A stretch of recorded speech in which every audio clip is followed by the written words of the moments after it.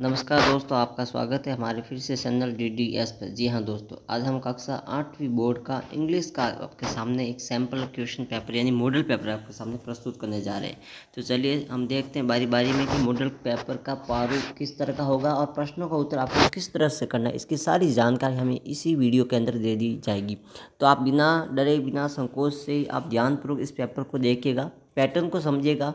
English में किस तरह से आप नंबर अच्छे से कर रहे तो भी आप 60 से 70% नंबर आप लाए जा सकते हैं। तो चलिए हम आपसे बात करते हैं और आपको इसकी पूरी जानकारी इसी वीडियो के माध्यम से देने जा रहे हैं।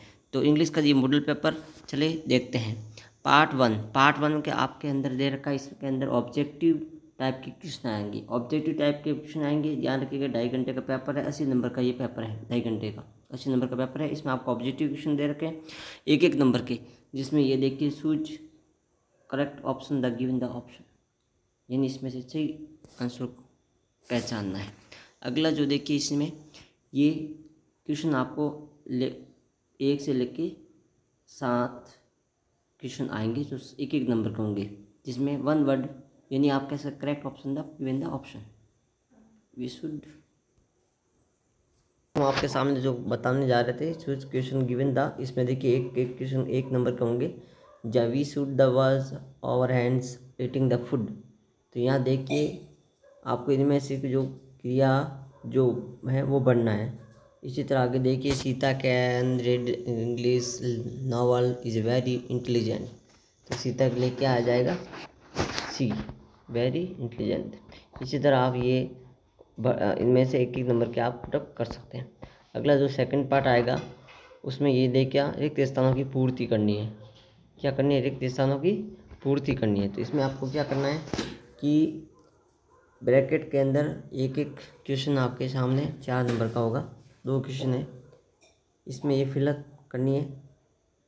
और दूसरा जो है यहाँ पे प्लुरल, इन दो का प्लुरल बनाना। लीव का प्लुरल क्या होगा, टीचर का प्लुरल क्या होगा, इनका बहुवचन बनाना है। प्लुरल का मतलब क्या होता है? बहुवचन। क्या होता है? प्लुरल का मतलब होता है बहुवचन, तो बहुवचन बनाना है। लिप्स, लिप्स हो जाएगा। टीचर, टीचर्स हो जाएगा। इसी तरह आप write the matching letter the words, इनमें जो मिच वर्क है वर्ड, इनको पूर्ति, यानी देखो मीनिंग किसकी है जिसमें पूर्ति होती है, ये पूरी हो जाएगी। तो देखो मीनिंग में BEA, ये मीनिंग ब्यूटीफुल की है। देखो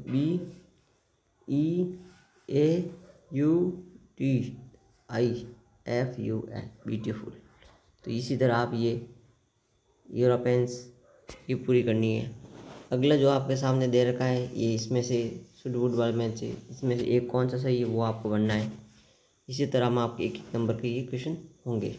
अगला जो पार्ट थर्ड है, इसमें आपको क्या है, ये है आपके साहित्य शॉर्ट आंसर। इसमें से आपको शॉर्ट आंसर लिखने हैं।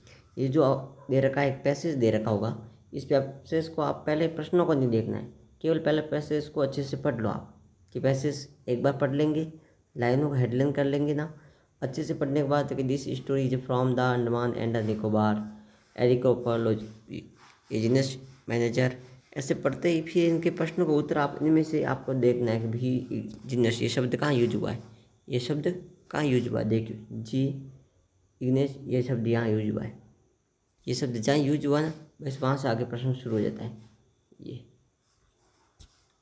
इसी तरह आपको ये शब्द देख के आप पहचान सकते हैं। यहाँ देखो फ्लाविंग, यहाँ देखो ऑपोजिट, इनका ऑपोजिट बताना है। स्टार्ट, शुरुआत, और फिनिश, क्या क्या हो जाएगा? फिनिश। केयरलेस तो केयर। इसी तरह आप इनका हैपन आंसर लिखना है। अगला जो पार्ट है वो है 19 से 20 तक, इन्हीं में से पैराग्राफ में से प्रश्न को ढूंढकर लिखना है।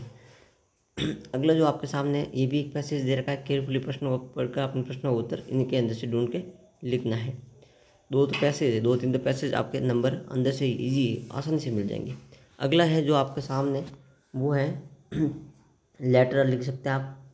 लेटर लिखना है अपने सिस्टर को मैरिज की शादी में, तो उसमें आप ये फॉर्मेट याद रखना है कि लेटर लिखने के लिए कैसा फॉर्मेट होना चाहिए। ऊपर अपने जिसको लिख रहे हैं उसके स्थान आना चाहिए।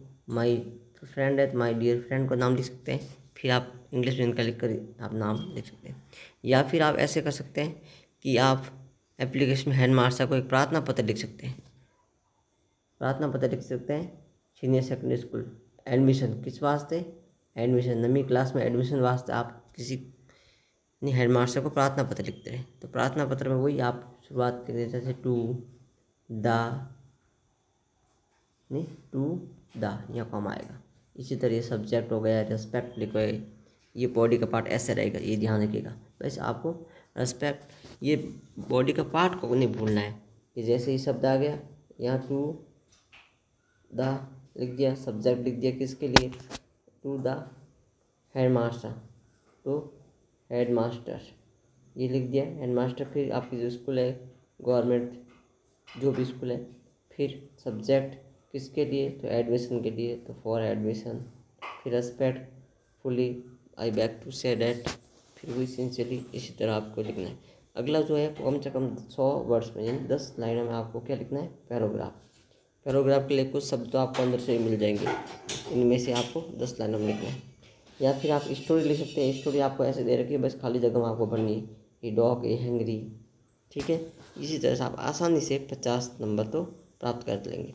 चलिए ये था इंग्लिश का मॉडल पेपर। आगे भी हम आपको बारी से बारी जितने भी, चाहे वो गणित हो, चाहे विज्ञान हो, हिंदी हो, संस्कृत हो, अन्य सामाजिक हो, आपको बारी बारी से आपके प्रश्न पत्र मॉडल का पार आपके सामने प्रस्तुत करते रहेंगे। आपको इनको देखिएगा, समझिएगा, आपको किस आधार पर अपने प्रश्न पेपर आएगा। चलिए अच्छा लगे लाइक और सब्सक्राइब